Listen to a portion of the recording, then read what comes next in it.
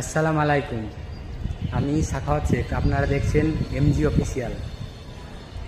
তা আমি আপনাদের মাঝে একটি 2 মিনিটের ভিডিও তুলে ধরবো। সেই ভিডিওটি হলো একটি মুভির শুটিং, যেটি এডিটিং দ্বারা মুভিটাকে তৈরি করা হয়। পৃথিবীতে এমন কোনো মানুষ নেই যে বাহুবলী বইটা দেখিনি।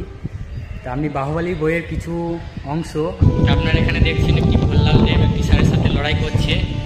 তা আমি আপনাদেরকে এখানে এই ভিডিওটিতে দেখাবো যে এডিটিংটা বা শুটিংটি কীভাবে তৈরি হয়েছিল। আপনাদের মাঝে যে এখন 2 মিনিটের ভিডিওটা আছে, এটি হচ্ছে পুরো একটি সিনেমার ছোট্ট একটি অংশ।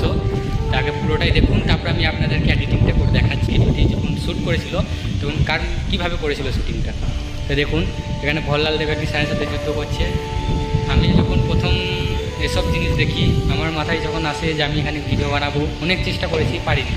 কারণ ভিডিও বানানোর টেকনিক ব্যাপার না, ভিডিওর মাঝে সাউন্ড ইফেক্ট, আপনার অনেক রকম অসুবিধার মধ্যে পড়তে হয়। সাউন্ড ইফেক্টের জন্য কপিরাইট পড়ে যায়।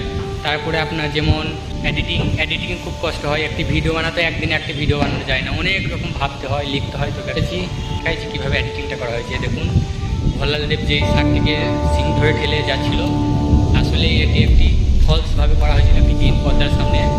তারপরে এখানে শার্টটিকে এডিটিং দ্বারা বসানো হয়। আর আপনি যেটা দেখছেন শার্ট, এটি একটি প্লাস্টিক, ধরতে গেলে আপনি প্লাস্টিক বলতে পারেন। বা এখন পুরো ভিডিওটি তৈরি করার পরে, এডিটিং থেকে তৈরি করার পরে লেগেছে।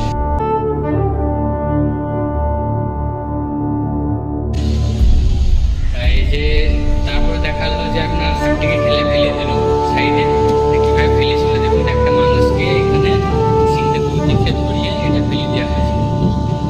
তো এইভাবেই ভিডিওটি বানানো হয়েছিল। তারপরে যেখানে দেখছেন ঘুরিয়ে ফেলাইছে, বিশাল মানুষগুলোকে ঘুরিয়ে ফেলাইছে, একটা মানুষের দ্বারা করা হয়েছিল, কোনো সার না। ভোলাল দেব লাফিয়ে মাথায় মারলো আর সাথী মরে গেল।